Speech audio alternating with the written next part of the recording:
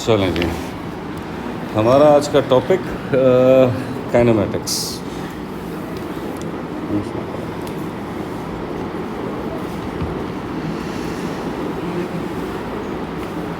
जो ये टॉपिक है ये 2-3 कोर्सेज़ में एक जैसा है जो कि हम पढ़ेंगे। पहला तो आपके ऐड मैथ का हिस्सा है, ठीक है। डी सिलेबस में है, लेकिन जो आज का हमारी डिस्कशन है वो डी सिलेबस से अप्रोच से थोड़ी सी ऊपर है। मैं इसको 50% पे कर दूँ, ठीक है जी। काइनेमेटिक्स, ये डिस्कशन जो आज की होगी ये आपके ऐड मैथ के सिलेबस को भी कवर करेगी। ये आपके मैकेनिक्स वन जो आपका कंपोनेंट होता है ए लेवल्स में, उसको भी कवर करेगी। And it will give you the foundation to study some of the topics in further math जो कि फर्दर मैकेनिक्स में हमारे सामने आते हैं। उसकी बस समझने के लिए एक प्री रिक्विजिट है, समझ लेंगे। सो टू स्टार्ट विद, हम लोग जानते हैं, हम लोगों ने डी सिलेबस की नॉलेज क्योंकि अज्यूम्ड है, लेकिन हम छोटा सा एक रिव्यू ज़रूर लेते हैं। हम जानते हैं कि ये जो ग्रेडियंट है, ग्रेडियंट की कहानी से सारी चीज़ें कनेक्टेड हैं। अगर तो एक स्ट्रेट लाइन होती है, if you have a straight line, right, if you have a straight line, तो आप उसका ग्रेडियंट कैसे कैलकुलेट करते हैं? This is y2 minus y1 divided by x2 minus x1। कुछ ख़ास बातें इसकी हमने पहले से देखी हैं कि अगर लाइन स्ट्रेट होती है और अगर अपवर्ड स्लोपिंग है तो उसका जो ग्रेडियंट है वो पॉजिटिव होता है। लाइन ऐसे होती है तो उसका जो ग्रेडियंट होता है वो नेगेटिव होता है। लाइन इस तरह से हो जाए तो उसका ग्रेडियंट ज़ीरो हो जाता है, ठीक है। और एक और इम्पॉर्टेंट बात हम जानते थे कि स्ट्रेट लाइन जो है ना, उसका जो ग्रेडियंट होता है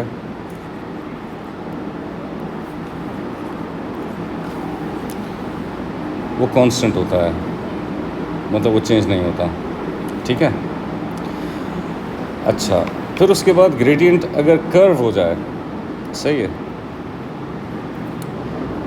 कर्व अगर हो जाए तो उसका जो अगर ग्रेडियंट निकाला जाए तो हम जानते हैं कि वो ग्रेडियंट ऑफ टेंजेंट कैलकुलेट करते हैं, लेकिन हम उस कर्व के लिए जो ग्रेडियंट निकालने की अप्रोच रखते हैं वो dy/dx है, राइट। ये ग्रेडियंट फंक्शन है। लेकिन एक जनरल बात हम जानते हैं कि लाइन अगर कर्व कुछ इस तरह से है तो हम कहते हैं कि ये इंक्रीजिंग ग्रेडियंट है, और लाइन अगर इस तरह से है तो ये डिक्रीजिंग ग्रेडियंट है, करेक्ट। अच्छा, अब इस सारी डिस्कशन को जहन में रखकर ग्रेडियंट की हम एक क्विक रिव्यू लेते हैं अपनी इस डिस्कशन का कि हम लोगों ने इससे पहले डिस्प्लेसमेंट टाइम ग्राफ जो पढ़ा था डी सिलेबस में,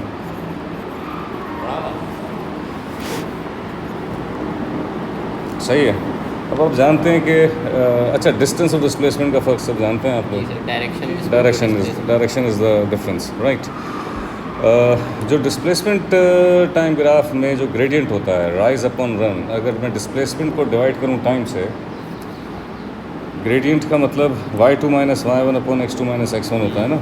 y2 माइनस y1, इसका मतलब y2 minus y1 is basically change in displacement, है ना, divided by time. Displacement divided by time is called velocity, right, is called velocity, right. So इसका मतलब कि इसमें जो ग्रेडियंट है वेलोसिटी बताता है, वो रिप्रेजेंट कर रहा है वेलोसिटी को, जी, वो रिप्रेजेंट कर रहा है वेलोसिटी को।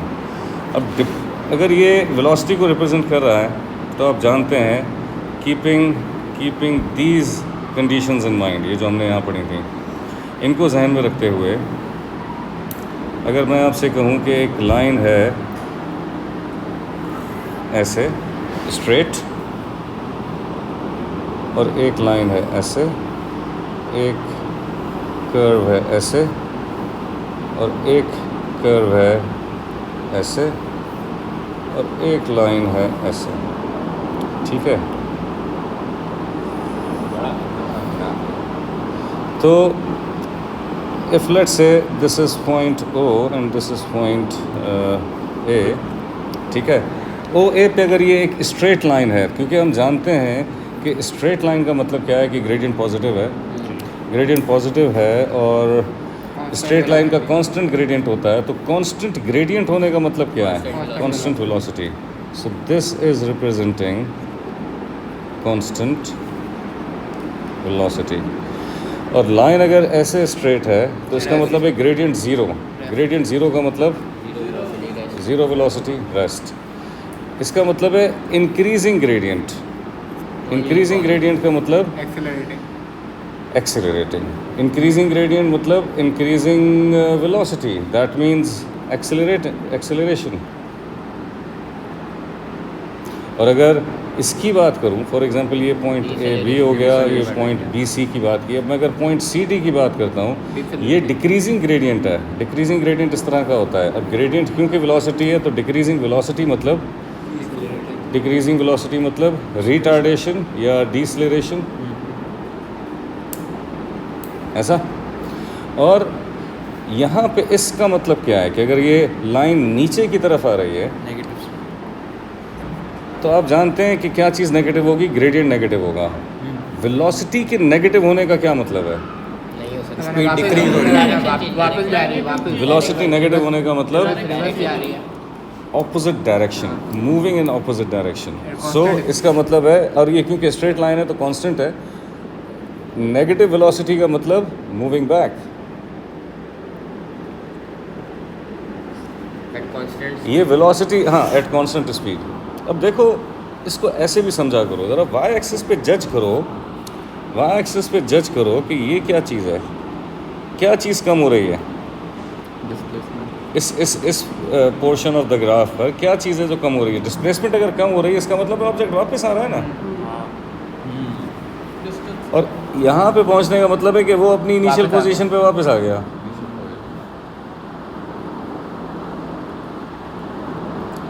राइट। और डिस्प्लेसमेंट नेगेटिव होने का मतलब है कि अपनी इनिशियल पोजीशन से पीछे चला गया। जी, राइट। एनीवे, तो ये चीज़ हमने देखी।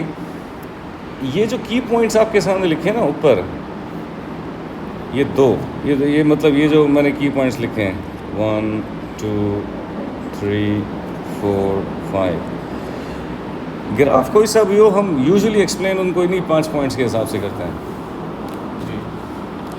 अब फॉर एग्जांपल यही इंटरप्रिटेशन, चाहे इकोनॉमिक्स का कोई ग्राफ हो, चाहे फिज़िक्स का कोई ग्राफ हो, हम ग्रेडियंट को जैसे इंटरप्रेट करते हैं यही उस क्वांटिटी को एक्सप्लेन करते हैं।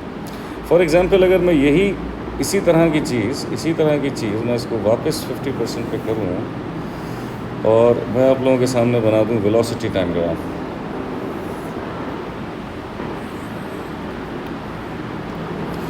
अब मैं आप लोगों के सामने बनाऊँ वेलोसिटी टाइम ग्राफ, ठीक है। और मैं इसी तरह की चीज़ें बनाऊँ, एक लाइन ऐसे, एक लाइन ऐसे, एक कर्व ऐसे, एक कर्व ऐसे और एक लाइन ऐसे, right. For example this is point O, this is A, this is B, this is C, this is D and so on, ठीक है जी।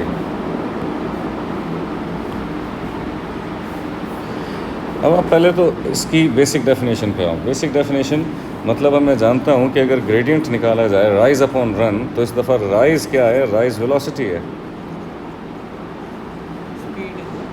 और रन क्या है? टाइम। जी, So velocity divided by time acceleration. is called acceleration. The change in velocity upon time is called acceleration. अच्छा, कुछ ख़ास बातें जो मैं लिखना चाहूँगा। अगर तो एक्सेलरेशन पॉजिटिव है, इसका मतलब है वेलोसिटी इंक्रीजिंग।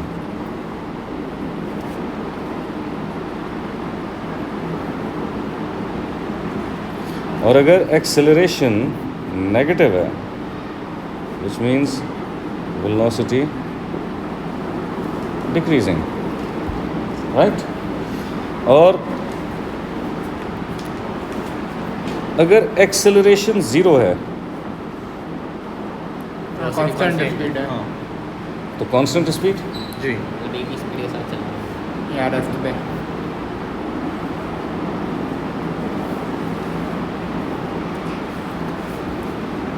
कुछ और बात भी हो सकती है ज़ीरो एक्सेलरेशन पे, और क्या हो सकता है। रेस्ट एक चीज़ देखो, मैं एक चीज़ इंपॉर्टेंट है बता दो। नहीं, कांस्टेंट स्पीड तो है, एक्सेलरेशन ज़ीरो पर कुछ और भी काम हो सकता है। फॉर एग्जांपल ये एक तो कांस्टेंट स्पीड का सीन हो गया, मतलब लाइन ऐसे हो जाए जैसे कि यहाँ पे नज़र आ रही है, ग्रेडियंट ज़ीरो होगा ना यहाँ पे ए बी पे, तो इसका मतलब है कि ये कांस्टेंट वेलोसिटी है ना। जी। अब इधर देखो, इस ज़ीरो एक्सेलरेशन को अगर ये वेलोसिटी टाइम ग्राफ है, क्योंकि मैं अपनी डिस्कशन में आगे इसको इस्तेमाल करूँगा, अगर ये वेलोसिटी टाइम ग्राफ है,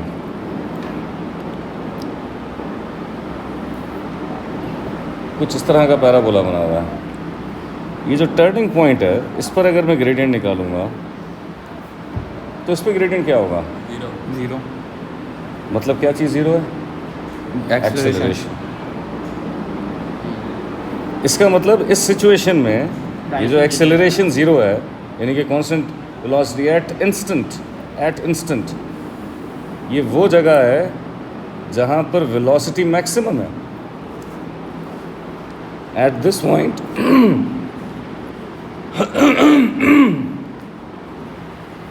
the velocity is maximum, isn't it. एक और सिचुएशन भी हो सकती है,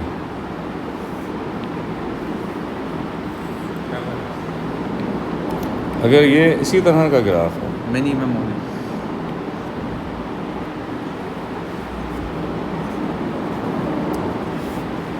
एट दिस टर्निंग पॉइंट ये जो वेलोसिटी होगी, this is going to be minimum, isn't it.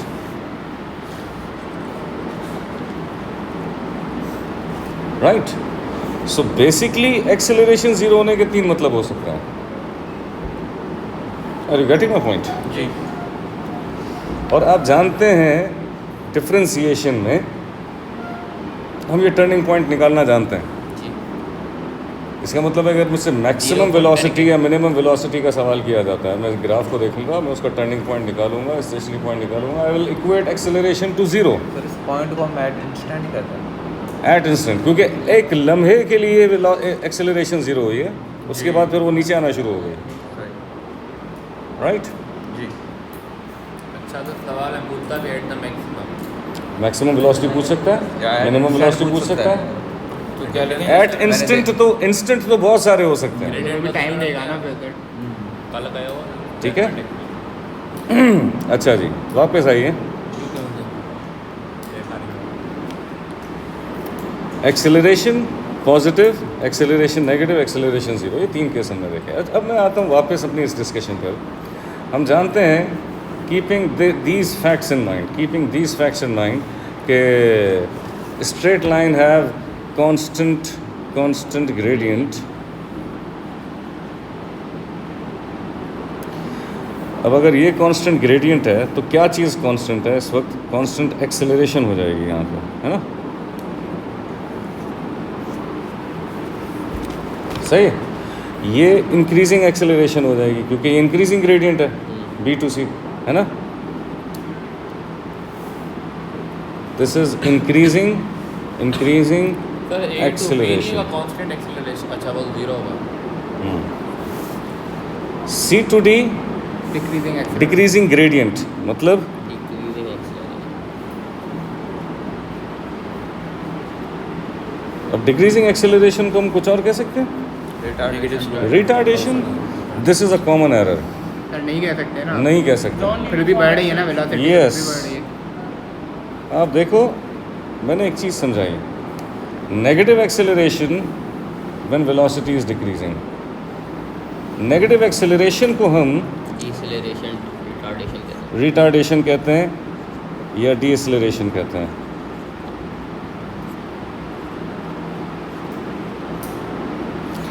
और नेगेटिव एक्सेलरेशन में होता क्या है? वेलोसिटी डिक्रीज हो रही वेलोसिटी डिक्रीज़ होती है। यहाँ वेलोसिटी डिक्रीज़ हुई नहीं है। यहाँ पे जो भी वेलोसिटी की वैल्यू होगी डी पे पहुँचने के बाद वेलोसिटी इंक्रीज़ हुई है। तो जब वेलोसिटी इंक्रीज़ हुई है तो वो डिसेलरेशन तो नहीं होती ना बाय डेफिनेशन। तो यहाँ डिक्रीज़ हो क्या रहा है? यहाँ पे डिक्रीज़ वो रेट हो रहा है, रेट ऑफ एक्सेलरेशन डिक्रीज़ हो रहा है। मतलब the proper sentence for this, velocity is increasing decreasing rate. at decreasing rate.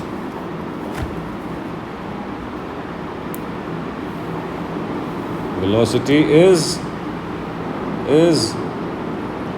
increasing कहीं तो काम आ रहा है फिजिक्स। at decreasing rate, अभी लिख रही है। right? Velocity increase हो रही है at decreasing rate. अच्छा, अब अगर ये वापस आ रही है तो ग्रेडियंट नेगेटिव है। ग्रेडियंट नेगेटिव है मतलब एक्सेलरेशन नेगेटिव है। ये रिटार्डेशन है, ये डिफरेंट इसको डिसेलरेशन कह सकते हैं क्योंकि ग्रेडियंट नेगेटिव हुआ। ग्रेडियंट नेगेटिव होने का मतलब है कि वेलोसिटी कम हो रही है, वेलोसिटी कम हो रही है, इसका मतलब है this is what we called retardation या डिसेलरेशन। अच्छा जी, इस पॉइंट पर देखो, इस पॉइंट पे मामला क्या है? इस पॉइंट पे मामला ये है कि क्या चीज़ ज़ीरो हुई? ग्रेडियंट। वेलोसिटी ज़ीरो हुई। जी जी। वेलोसिटी ज़ीरो का मतलब है कि ये जगह जो है ये इस वक्त रिप्रेजेंट कर रही है कि एट इंस्टेंट रेस्ट पे आया है। इधर एक्सेलरेशन भी जीरो हो गई, वेलोसिटी जीरो हो गई। ठीक है, अब उसके बाद क्या हुआ है? वापस आया। इसका मतलब क्या है? ये लाइन ऐसी ही नीचे चली गई, तो अब क्या चीज़ है जो नेगेटिव हुई है? डिस्प्लेसमेंट। वेलोसिटी नेगेटिव हुई है। और मैंने आपको समझाया जब वेलोसिटी नेगेटिव हुई थी यहाँ पर तो इसका मतलब है moving back. Moving back. Velocity gradient था, मैं यहाँ पे लिख देता हूँ इस की पॉइंट को। वेलोसिटी पॉजिटिव का मतलब क्या है? Moving forward.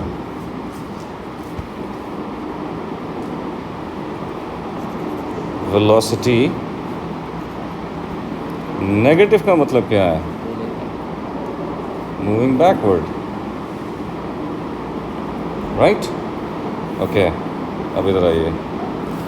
तो यहाँ पे जो चीज़ नेगेटिव हुई है वो वेलोसिटी है जो नेगेटिव हुई है। एक्स एक्सिस वेलोसिटी को रिप्रेजेंट कर रहा है ना, तो यहाँ वेलोसिटी नेगेटिव हुई है, इसका मतलब है दिस इज मूविंग बैकवर्ड।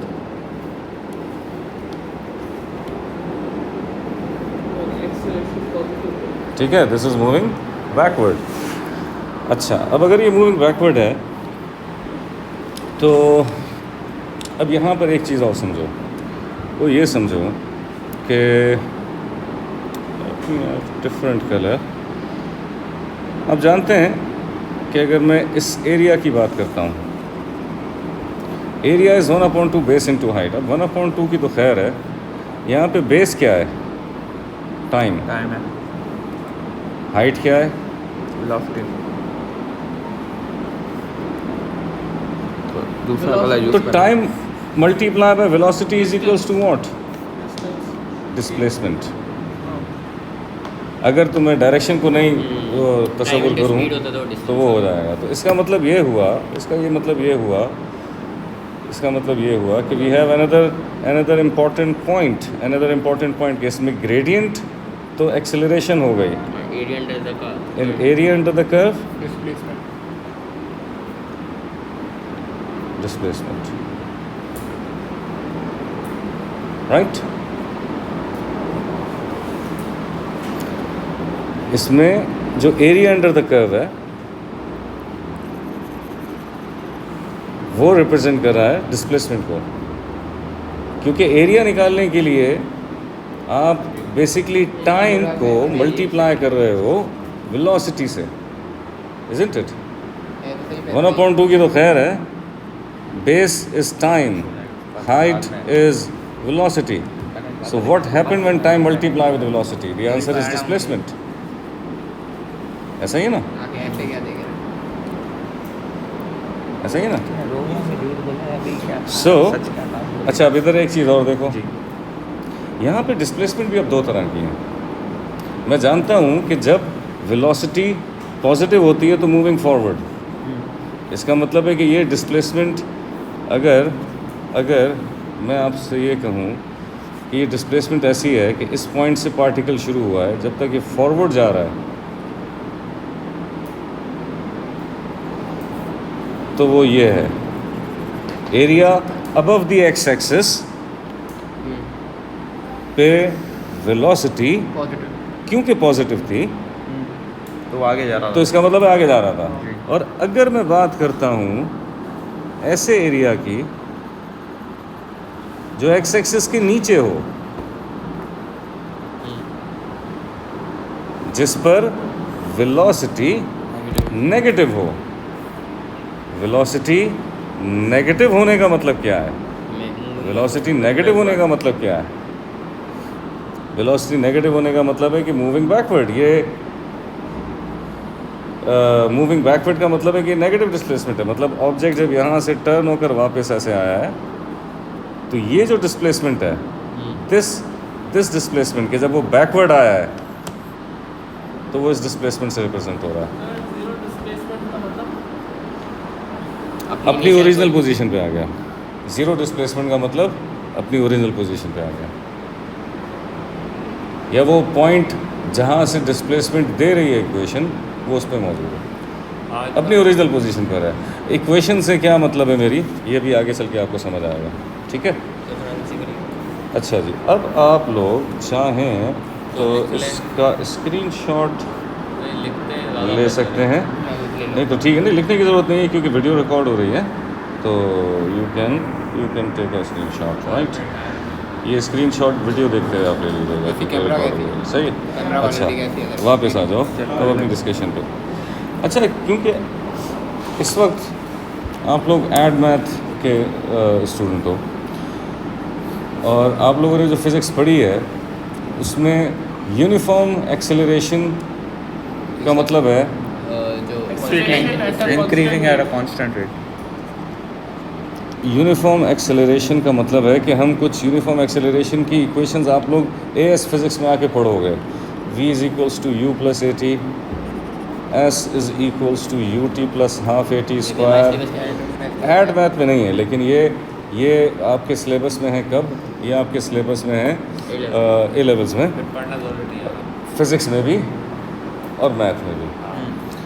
और 2as is equals to v square minus u square, सही है? और s is equals to v t minus half a t square. ये सारी यूनिफॉर्म एक्सेलरेशन की इक्वेशन है।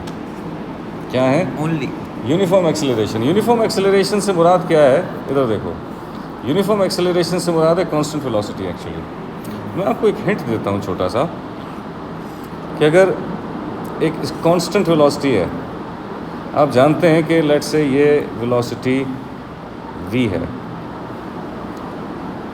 यहाँ पे वेलोसिटी लेट्स से ये इनिशियल वेलोसिटी है जिसको u कहते हैं, सही है? एंड आई नो कि ग्रेडियंट जो है वो एक्सेलरेशन है। लेट्स से कि ये इतना इसको टाइम लगा है, लेट्स से ये इसको इतना टाइम लगा है, तो मैं कह सकता हूँ कि gradient y2 minus y1 upon x2 minus x1। तो इसमें जो y2 माइनस y1 है इस वक्त v माइनस u है। Agreed? x2 minus x1 let's say ये टाइम है, चेंज इन टाइम, ये एक्सेलरेशन है। तो t आके ऐसे मल्टीप्लाई करे, u आके ऐड करे, ऐसे बन जाती है ये इक्वेशन। इम्पॉर्टेंट बात ये है कि ये जितनी इक्वेशन यूनिफॉर्म एक्सेलरेशन की हैं उनका बेस क्या है? उनका बेस ये स्ट्रेट लाइन का फॉर्मूला है। हमारे सिलेबस में थोड़ी सी एडवांस नॉलेज है, वो क्या? वो है नॉन यूनिफॉर्म एक्सेलरेशन। यूनिफॉर्म नहीं है, नॉन यूनिफॉर्म। हाँ, अब नॉन यूनिफॉर्म है तो इसका मतलब है कि कर्व है, कर्व है। हमारे पास तो ग्रेडियंट के लिए ये टूल है हमारे पास। सॉरी। अब हमारी सारी डिस्कशन नॉन यूनिफॉर्म एक्सेलरेशन में कैलकुलस के हिसाब से होगी, यानी कि डिफरेंशिएशन और इंटीग्रेशन के हिसाब से। वो पढ़ा हुआ है। सिलेबस का पार्ट नहीं है। यूनिफॉर्म आपके सिलेबस का फिलहाल नहीं है, एएस के M1 में है, पढ़ने का शौक एएस है, फिजिक्स में पढ़ा भी लेंगे। है, नहीं, राइट। ऐड में तो नहीं है ना। ऐड मैथ का हिस्सा फिलहाल नहीं है। चलो ठीक है, अच्छा इतना नहीं पढ़ते हैं। अच्छा। मुझे नहीं दिखाई दे रहा।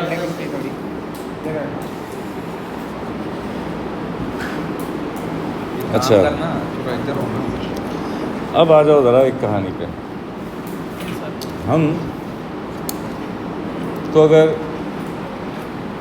हमने जो डिफरेंशिएशन पढ़ी उसमें हमें एक इक्वेशन गिवन होती है जिसको हम डिफरेंशिएट करते हैं, तो वो जो dy बाई डी एक्स आता है वो ग्रेडियंट होता है। जी सर। वो क्या होता है? ग्रेडियंट। फंक्शन एक इक्वेशन गिवन है, जब हम इसको डिफरेंशिएट करते हैं dy बाई डी एक्स है, तो वो बेसिकली ग्रेडियंट फंक्शन है।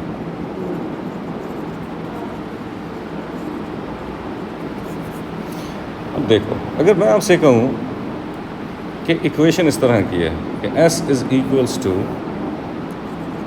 3t square plus 5t plus 7, where s is the displacement. क्या है? एस डिस्प्लेसमेंट है। मैं आपको ये बता रहा हूँ कि इसमें s क्या है। s is displacement. तो डिफरेंशिएट करेंगे तो वेलोसिटी आएगी। ये बात, फिर से अगर differentiate तो करेंगे मैं तो इसको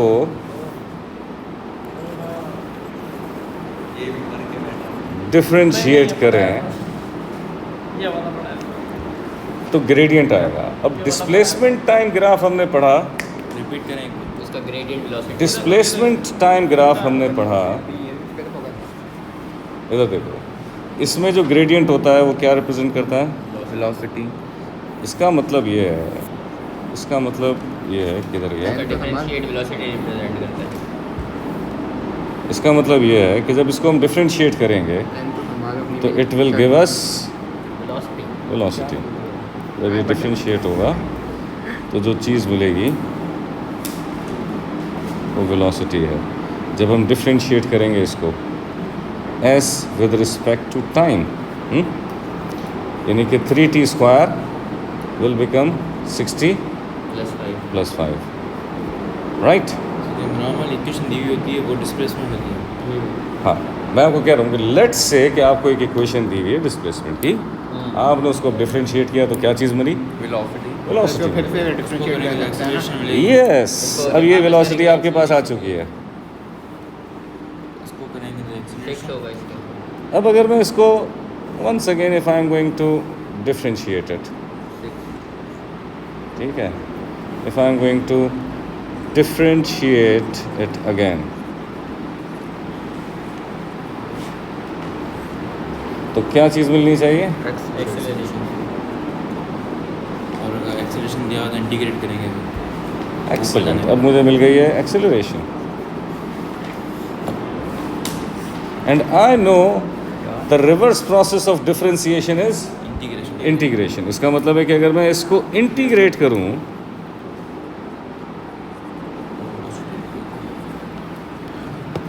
तो वेलोसिटी मिलेगी, और अगर वेलोसिटी इंटीग्रेट हो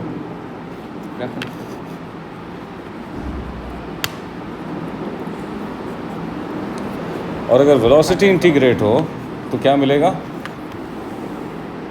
वो डिस्प्लेसमेंट। डिस्प्लेसमेंट। और अगर डिस्प्लेसमेंट को इंटीग्रेट करें तो हो नहीं सकता। तो वो कोई फिजिकल क्वांटिटी नहीं है। नहीं है। ठीक हो गया? थोड़ा सा और टॉप जी करता है। बात समझ आई? क्लियर? जी। ओके। बाकी जितनी, अच्छा ये इससे पहले डिफरेंशिएशन इंटीग्रेशन से पहले जितनी ये डिस्कशन थी अबाउट दीज ग्राफ, ये डी सिलेबस का हिस्सा भी थी। जी सर। उसके बाद फिर ये आपके ए लेवल्स का हिस्सा है, और ये आपके करंट है। इस वक्त है जो हमारा इस वक्त प्रॉब्लम है एड वैथ की काइनेमेटिक्स का। टॉपिक में बहुत Clear? differential So let's equation start between doing the some same examples based on this concept. जी हम लोगों ने जितना कुछ पढ़ा अब उस सबको अप्लाई करते हैं कि सवाल हमारे सामने कैसा आने वाला है, उसमें क्या चीज़ें प्लस माइनस करता है एग्जामिनर और हमसे किस तरह की चीज़ पूछेगा। क्योंकि ये क्लास लेंथी हो रही है, लेकिन अब ये तो फर्दर मैथ की बुक है 15 मिनट Done. लगते हैं उसमें। नहीं 2 तक पढ़ाएंगे ये हमारा।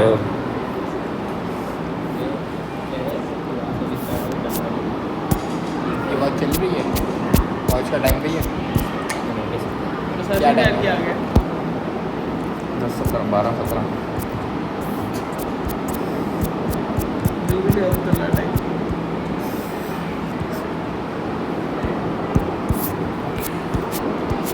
टाइम रेडी किया रहा है क्या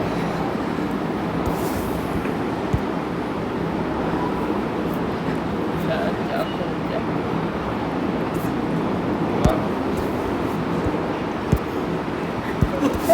ये एक बहुत अच्छा टॉपिक था रिलेटिव वेलोसिटी, जो कि अब आपकी उसका अच्छा हिस्सा नहीं है। अल्लाह का शुक्र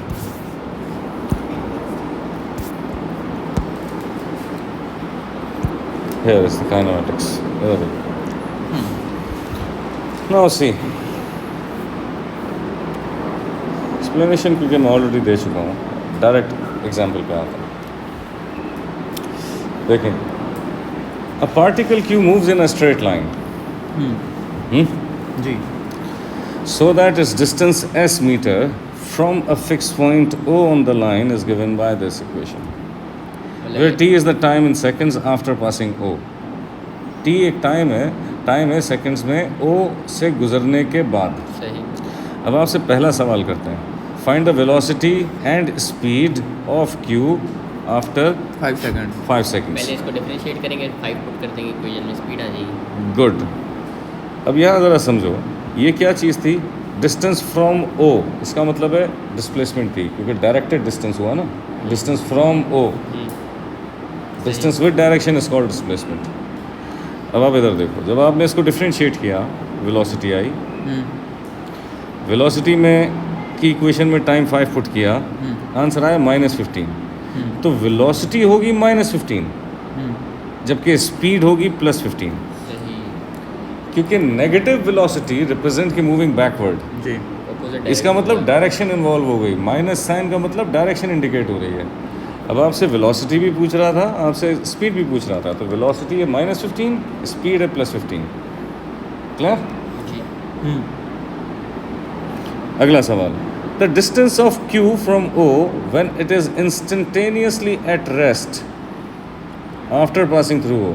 रेस्ट का मतलब क्या है? मैक्स या मिनिमम वेलोसिटी 0। सही अब डिस्प्लेसमेंट टाइम ग्राफ में भी कर्व जो स्टेशनरी पॉइंट होता है वो ऐसे 12 हो जाएगा। वेलोसिटी होती है, वेलोसिटी को 0 रखेंगे ना, ग्रेडियंट को। एनीवे, तो बहरहाल हम वेलोसिटी को 0 रखेंगे। रेस्ट का मतलब ये है, वेलोसिटी हम जानते थे कि क्या है, इसको 0 के बराबर रखेंगे तो टाइम की वैल्यू आ जाएगी। 0 को एंटरटेन नहीं करेंगे क्योंकि वो कह रहा था आफ्टर पासिंग O, है ना। तो 0 पे तो वो पे था, तो इसका मतलब है 4 को एंटरटेन करेंगे। 4 को आप डिस्टेंस वाली इक्वेशन में पुट कर दें, 32। जी आपसे सवाल ये किया गया था, लेट मी रिपीट, सवाल ये किया गया था कि द डिस्टेंस, हमें डिस्टेंस निकालना है सही ऑफ Q पार्टिकल का नाम है, फ्रॉम O से, when it is instantaneously at rest after passing through O, कि जब वो रेस्ट में था आफ्टर पासिंग O। रेस्ट का मतलब है वेलोसिटी 0 रखी, वेलोसिटी 0 रखी तो टाइम की वैल्यू मिल गई। इस टाइम की वैल्यू को ये जो डिस्टेंस की इक्वेशन दे रखी है इसमें पुट किया, तो डिस्टेंस मिल गया डिस्टेंस। फिर उसके बाद कह रहे हैं find the total distance travel during the first 5 seconds. तो अब 5 पुट कर देंगे उस इक्वेशन। गुड, 5 पुट कर देंगे और समझेंगे कि आंसर आ गया। अच्छा। ऐसा नहीं, फर्स्ट 5 बोर्ड अब इधर देखो, ये जो इंस्टेंटेनियसली एट रेस्ट था, अब मैं बड़ी कमाल का सेंटेंस बोलने वाला हूँ, उसको याद रखना। अगर मुझसे सवाल ये पूछा जाता कि find the total distance travel during the first 5 seconds, और ये बात नहीं पूछी जाती, मैं तब भी ये निकालता।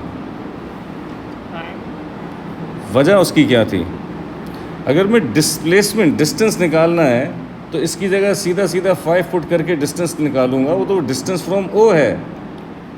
ये टोटल डिस्टेंस ट्रेवल्ड की बात कर रहा है। किसकी बात कर रहा है? Total distance travelled.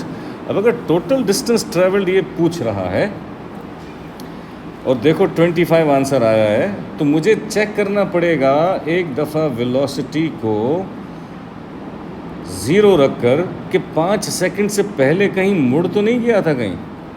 और हम जानते हैं कि t = 4 पे उसकी वेलोसिटी एक दफ़ा 0 हुई थी। अच्छा, जब t = 4 था तो जो डिस्प्लेसमेंट आई वो कितनी थी? 32।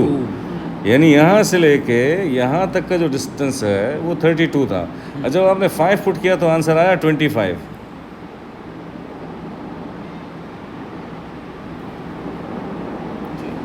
क्या आंसर आया? 25। हमसे टोटल डिस्टेंस ट्रेवल पूछा गया था। सो 32 में से 25 माइनस करें, यहाँ से लेके यहाँ तक वापस आया है 7 metre. So the total distance traveled is 30. total distance traveled is 32 and 7, 39. Are you getting my point? बढ़ गया ना फिर। Yes. तो फासला डायरेक्शन के बगैर पहले वो 4 सेकंड में गया, 32 कवर किया, ये डिस्टेंस कवर किया ना, पेट्रोल लगा ना उसका, फिर वही वापस आया 7 मीटर, तो ये भी तो डिस्टेंस कवर किया है। अंग्रेजी क्या थी? तो जो रेस्ट पे तो द टोटल डिस्टेंस ट्रेवल्ड, चाहे आगे की तरफ गया हो चाहे पीछे की तरफ गया हो, वो डिस्टेंस काउंट होगा। अगर डिस्प्लेसमेंट होता फिर 7 होता, डिस्प्लेसमेंट होता तो 25 आंसर होता। 25 होता। माइनस होता। हमने देखो, हमें ये इक्वेशन डिस्प्लेसमेंट दे रही थी। डिस्टेंस फ्रॉम ओ का मतलब क्या है? 32 - 7 होता है। अगर हमसे, हाँ, यानी कि हमने इक्वेशन में 5 फुट करके जो आंसर निकाला था वही आंसर सही होगा। वही आंसर सही होता। Are you getting my point? क्योंकि वो डिस्टेंस फ्रॉम ओ यानी कि डिस्प्लेसमेंट ही दे रही है। वो सर डिस्टेंस मांग अ रहे हैं। Directed distance is called displacement. ऐसा ही है। Got my point? ये sir you can relax your nerves for some seconds. क्योंकि ये हमारा था ही नहीं। ये आपका ही था। एग्जैक्टली सवाल ये आएगा। अब ज़रा अगला सवाल आप लोग पढ़ें, आपकी स्क्रीन पे आ रहा है। अब आपकी अगला screen सवाल। Read this. टिक करो। पे इंडिया का तीसरा प्राइम मिनिस्टर। यार तुम यहाँ चाय के साथ कौन सा बिस्कुट खाता था? ये पार्ले जी। पार्ले पहले तो इसको डिफरेंशिएट करके चुप होना।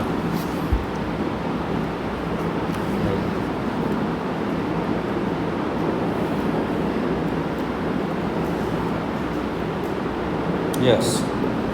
So let me explain.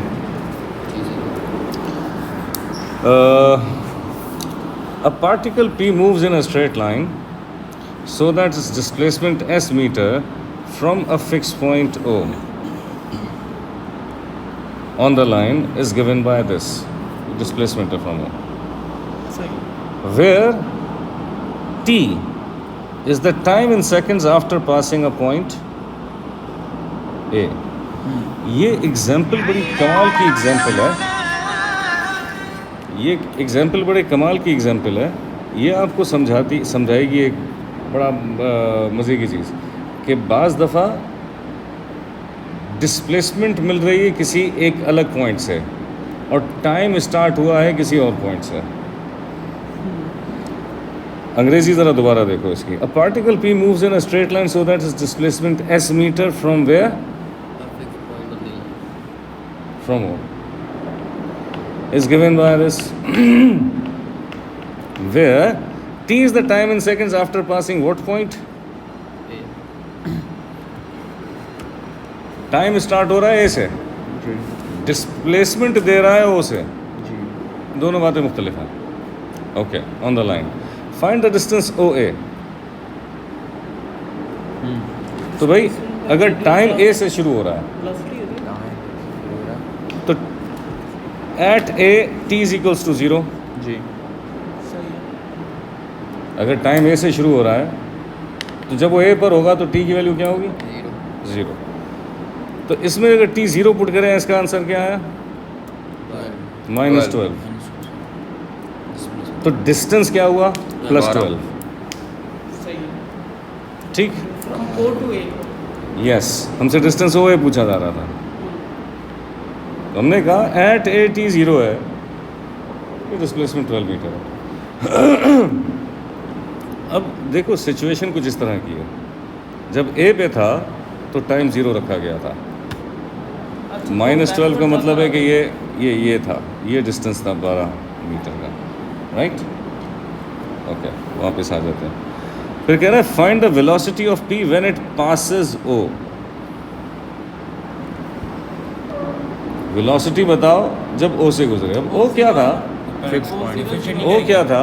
Fix point था ना पॉइंट था फिक्स पॉइंट और था जहां से क्या मिल रही थी? डिस्प्लेसमेंट मिल रही थी. इसका मतलब है एट ओ डिस्प्लेसमेंट इज 0, क्योंकि ओ कैसे डिफाइन किया इसने?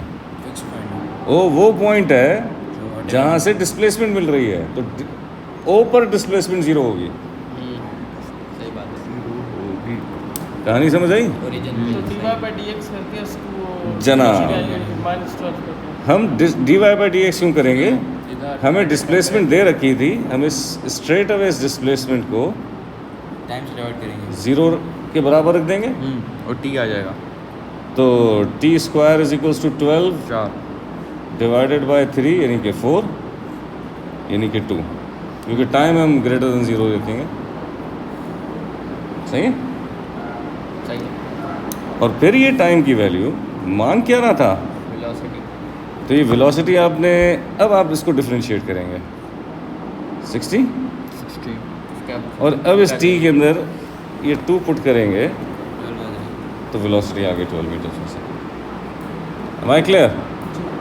अगली बात, show that P never comes to rest after passing A. तो बड़ा सिंपल सी बात है.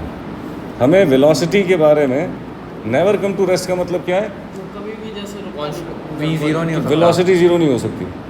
अब हम जानते हैं कि after passing A time would be greater than 0, क्योंकि टाइम ए से शुरू हुआ. जी वेलोसिटी हमारे पास क्या आई? 60. अब अगर t ग्रेटर देन 0 है, 6 भी ग्रेटर देन 0 है, तो 6 मल्टीप्लाई बाय t भी तो ग्रेटर देन 0 होगा. इसका मतलब है कि अगर ये 60 ग्रेटर देन 0, इसका मतलब वेलोसिटी ग्रेटर देन 0 है. So that means p never comes to rest. Prove. यही प्रूव है इस बात का. इसके साथ कोई माइनस की साइन नहीं है ना? इसके साथ कोई माइनस की साइन नहीं है. मतलब टाइम की किसी भी वैल्यू पर वेलोसिटी नेगेटिव नहीं होने वाली, ना 0 होने वाली. As t is greater than 0, so the 60, so as 60, right? अगला सवाल, find the average speed. अच्छा, अब यहाँ पर total distance cover time. Yes, business के स्टूडेंट्स को ये एवरेज स्पीड का मतलब समझ में आना चाहिए. एवरेज स्पीड का मतलब असल में total distance upon total time होता है.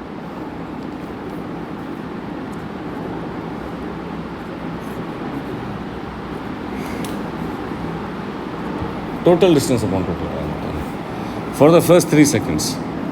अब आप t is equals to 3 put करें डिस्प्लेसमेंट में, ये ओ से डिस्प्लेसमेंट मिल रही है ना. t is equals to 3 put करें तो 3 का स्क्वायर 9, 9 3 ज़ा 27 माइनस 12 15 15. अब पॉजिटिव 15 आंसर आया. टोटल डिस्टेंस ट्रेवल चाहिए था. पहले आंसर आया -12. फिर ये 15 डिस्टेंस ओ से है, सर लेकिन उन्होंने अभी तो बोला कि वो इन्फिनिट तक चल रहा है वो जाएगा, तो लेकिन वो कह रहा है कि शुरू के 3 सेकंड भी तो होंगे। लेकिन वो कैसे पता चलेगा फिर डिस्टेंस अगर वो बस चले जा रहे हैं वेलोसिटी? उसने ये नहीं कह रहा है कि इनफाइनाइट डिस्टेंस पता करो, शुरू के 3 सेकंड का एवरेज स्पीड चाहिए, तो शुरू के 3 सेकंड का टोटल डिस्टेंस चाहिए, ठीक है।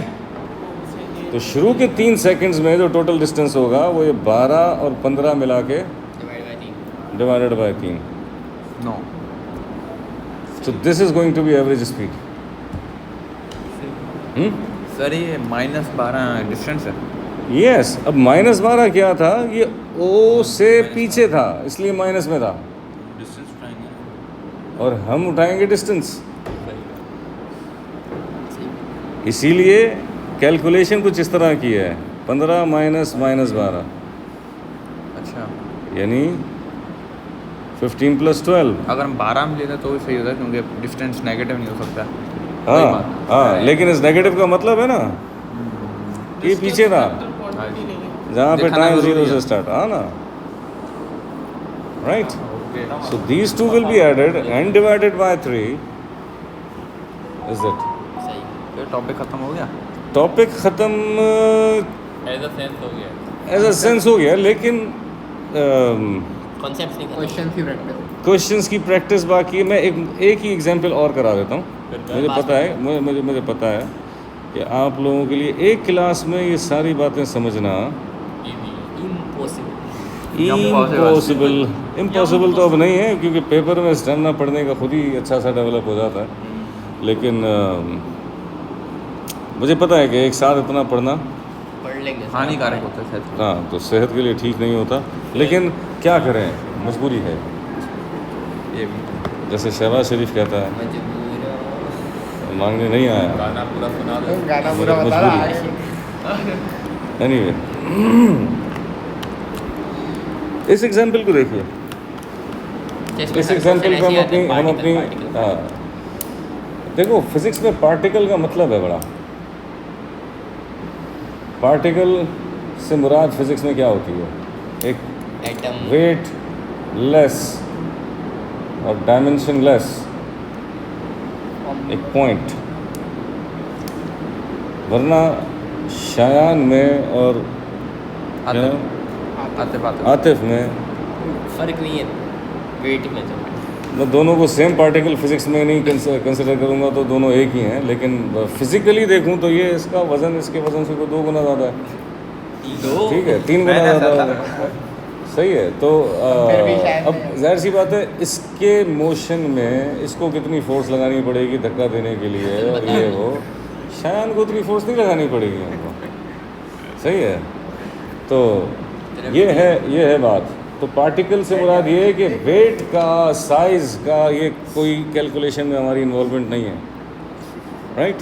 तभी वो एक लफ्ज़ पार्टिकल इस्तेमाल करते हैं। एनीवे आ जाइए ज़रा। अ पार्टिकल मूव्स, एग्जाम्पल कमाल किए, बहुत सारे कॉन्सेप्ट्स आपके सीधे करेगी एग्जाम्पल।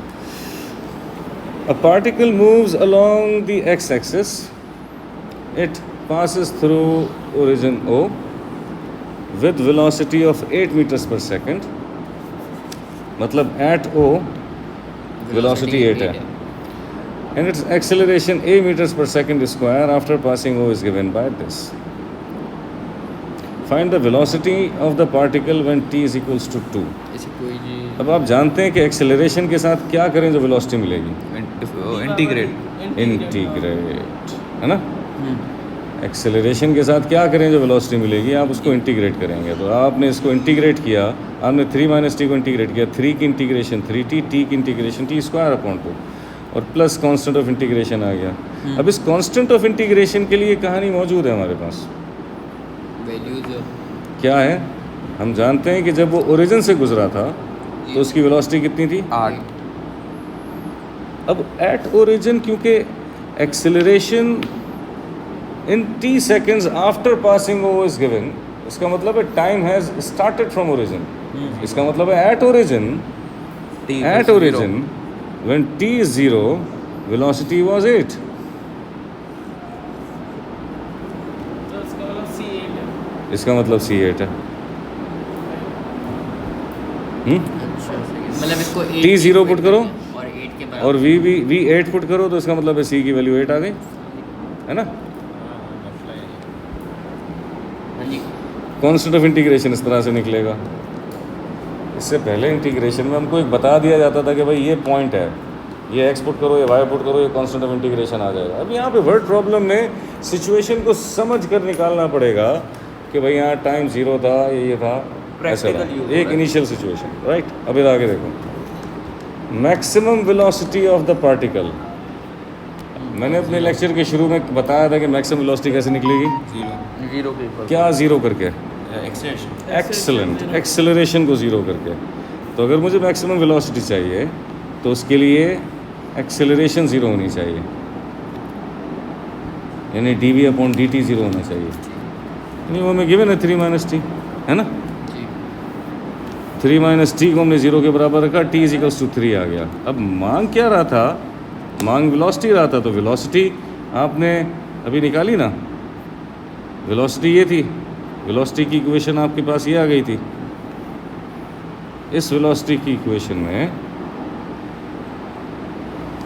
3 डाल 3 पुट करेंगे, आंसर आ जाएगा। उसको डबल डेरिवेटिव किया है ना। नहीं देखिए मैंने आपको समझाया था, वेलोसिटी टाइम ग्राफ में अगर मुझे मैक्सिमम वेलोसिटी चाहिए तो मैं एक्सेलरेशन को ज़ीरो रखूँगा एट दिस पॉइंट, समझाया था ना। अब अगर मुझसे मैक्सिमम वेलोसिटी मांग रहा है तो मैंने एक्सेलरेशन को ज़ीरो रखा, मुझे टाइम मिल गया, ये टाइम उठा के वेलोसिटी की इक्वेशन में पुट किया तो वेलोसिटी मिल गई। सही है। C part, the displacement from O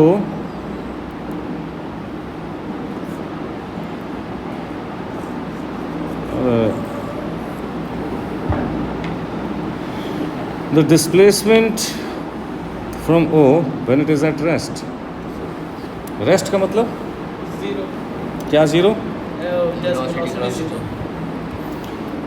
और डिस्प्लेसमेंट फ्रॉम O से। तो हम उसमें zero पुट एट करना है। रेस्ट, अब डिस्प्लेसमेंट चाहिए, डिस्प्लेसमेंट वेलोसिटी को इंटीग्रेट करके मिलेगा। जी फिर उसको 0 और हम जानते हैं कि जब टाइम ज़ीरो था तो उस वक्त डिस्प्लेसमेंट भी ज़ीरो होगी, तो ये कांस्टेंट ऑफ इंटीग्रेशन भी ज़ीरो निकलेगा।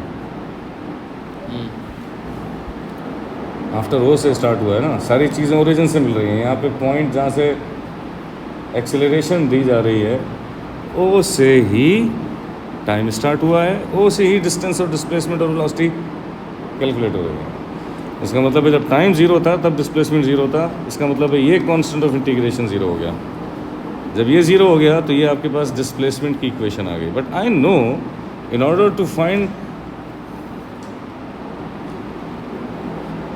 कि वो डिस्प्लेसमेंट के जब ये रेस्ट में था तो रेस्ट का मतलब है कि वेलोसिटी ज़ीरो रखेंगे। तो इस वेलोसिटी को, वेलोसिटी की जो इक्वेशन हमारे पास थी ये इसको हम ज़ीरो के बराबर रखेंगे तो एक क्वाड्रेटिक इक्वेशन सॉल्व होगा। तो इसमें जो पॉजिटिव वैल्यू टाइम की आएगी ये वो टाइम है डायरेक्ट जब कि जिसको हम डिस्प्लेसमेंट पुट कर देंगे। आप सो डिस्प्लेसमेंट की इक्वेशन आपको कहाँ दी थी, इक्वेशन में आपको एक्सेलरेशन दिया था, एक दफ़ा इंटीग्रेट करके वेलोसिटी निकाला, नहीं वेलोसिटी को इंटीग्रेट करेंगे तो डिस्प्लेसमेंट आएगी ना। सर वो मतलब यहाँ पे अच्छा डिस्प्लेसमेंट क्या मांग रहा है, डिस्प्लेसमेंट में नहीं, ये पूरी नहीं है। वेलोसिटी रेस्ट पे होती है तो 0 थी। क्या कह रहा है? यस हमसे डिस्प्लेसमेंट मांग रहा था जब रेस्ट में था, तो यानी कि वेलोसिटी ज़ीरो थी, वेलोसिटी ज़ीरो रखा तो वो टाइम मिला। ये टाइम की वैल्यू उसमें पुट डिस्प्लेसमेंट की इक्वेशन में पुट करेंगे तो डिस्प्लेसमेंट आ जाएगी। ठीक है, जी ठीक है। ठीक है। अब इधर देखो, the average speed during, first 12 second. अब डिस्प्लेसमेंट ज़ीरो कब हुई, वेलोसिटी ज़ीरो कब हुई थी, रेस्ट जब टाइम 8 था। जी अब अगर 12 सेकंड का टोटल डिस्प्लेसमेंट मांग रहा है इसका मतलब है 8 पे वो रुका है, तो हो सकता है रुक कर मुड़ा हो वापस। तो फिर ये यही वाली कहानी है कि जब वेलोसिटी 0 थी, टाइम 8 था, तो ये डिस्प्लेसमेंट आई थी। इसका मतलब है तब तक तो वो गया ओरिजिन से आगे। और अगर हमसे टोटल एवरेज स्पीड हम के निकालना है, तो टोटल डिस्टेंस 12 सेकंड का जब हम निकालेंगे, तो अब हम इस इक्वेशन में 12 दोबारा पुट किया, आंसर आया 24। इसका मतलब है यहाँ से लेके यहाँ तक ये 24 है। तो 74 होल 2/3 में से माइनस किया जाएगा 24, तो ये वाला डिस्टेंस होगा। इस डिस्टेंस में ये प्लस कर देना। ऐड करेंगे ये टोटल डिस्टेंस ट्रेवल्ड होगा 12 सेकंड का, देन डिवाइडेड बाय 12। यहाँ है। एक सवाल ऐसा हो भी सकता है कि पार्टिकल ऐसे जाए, फिर वरी ऐसे जाए, फिर वरी ऐसे जाए, मतलब एट एवरी पॉइंट। सुनो सही, कोई बड़ा काम नहीं है। वेलोसिटी 0 यहाँ भी रखनी है, वेलोसिटी 0 यहाँ भी रखेंगे, तो हो सकता है वेलोसिटी 0 रखने पे 2 टाइम आ जाए, एक टाइम जब 2 हो, एक टाइम जब मे बी 8 हो। हमको हमेशा डायरेक्टेड डिस्टेंस मिलेगा ओरिजिन से। हमको पहले ये डिस्टेंस मिला, लेट से p, हाँ, फिर हमने जब ये टाइम 8 पुट किया, लेट से डिस्टेंस मिला q। तो आप जानते हैं कि ये जो डिस्टेंस है यहाँ से लेके यहाँ तक, वो p माइनस क्यू है। और फिर आप लेट से ये t इज इक्वल्स टू 12 है, फिर जो डिस्टेंस मिला वो है लेट से s। तो इसका मतलब है अब टोटल डिस्टेंस कितना हुआ? p plus p minus q। p पहला डिस्टेंस, p माइनस क्यू दूसरा डिस्टेंस, और s तीसरा डिस्टेंस। तो कोई बड़ा काम नहीं है। जब हम वेलोसिटी को 0 रखते हैं और टाइम की जो वैल्यू मिलती है, ये वो जगह है जहाँ पे वो मुड़ सकता है। और जब आप डिस्प्लेसमेंट निकालोगे, जहाँ मुड़ता है वहाँ वेलोसिटी 0 होती है। क्योंकि मुड़ने के लिए एक दफ़ा वेलोसिटी पॉजिटिव से नेगेटिव कन्वर्ट हो गया, पॉजिटिव नेगेटिव के दरमियान में 0 मौजूद है। अगर मुड़ा है, टर्न हुआ है, तो एट इंस्टेंट ही सही वेलोसिटी 0 हुई होगी, है ना। मुड़ने के लिए आगे जाते जाते जाते रुका है और फिर वापस आया ना, तो एट इंस्टेंट वेलोसिटी 0 ज़रूर हुई होगी। तो हो सकता है ना रुकने के बाद आगे जाए मुड़े नहीं। बिल्कुल हो सकता है। ये बात आपको कैसे पता चलेगी? जब आप डिस्प्लेसमेंट निकालोगे, अगर ये q ग्रेटर देन p होता, q ग्रेटर देन p, इसका मतलब है मुड़ के वापस नहीं आया, चलता रहा। मुड़ के डॉज दे के वापस आगे भाग गया, रुका, खाली फिर आगे रुका। भाग गया, वापस नहीं आया। ऐसे फिर वो डिस्प्लेसमेंट में कन्वर्ट करके हाँ, क्यूबिक इक्वेशन इस तरह की हो सकती है ना। देखो, अगर डिस्प्लेसमेंट टाइम ग्राफ है, हम जानते हैं ना ऐसा स्टेशनरी पॉइंट बन सकता है, y is equals to x cube plus 1। ये स्टेशनरी पॉइंट है, यहाँ पे ग्रेडियंट ऑफ टेंजेंट 0 होगा, वेलोसिटी 0 हुई है, लेकिन होने के बाद अब वो वापस नहीं आ रहा, ऊपर चला गया। सर ये This is very much all for the day. अब this exercise is enough to solve exercise 22.1 and frankly speaking यही आपका एग्ज़ाम का अटेनमेंट टारगेट है। अगर ये एक्सरसाइज कर ली, अब आप पास पेपर्स इसके बाद कर सकते हो 22.1। इसके बाद जो एक्सेलरेशन ड्यू टू ग्रेविटी के आगे एक्सरसाइज है, वो आपके सिलेबस का पार्ट नहीं है। ये है जो आज पढ़ा दिया। ये हमने काइनेमेटिक्स फ्रॉम स्क्रैच शुरू किया है और एंड पर लेके आ गए।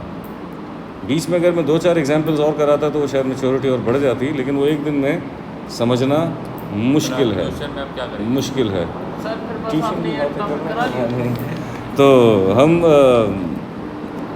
ये काइनेमेटिक्स है। रहता है अभी अब आप topic। ये इस वीडियो को आप अच्छे से देखिएगा और ट्राई कीजिएगा कि एक्सरसाइज 22.1 सॉल्व कर सकें। और अभी पास Right. और स्ट्रेट अवे पास पेपर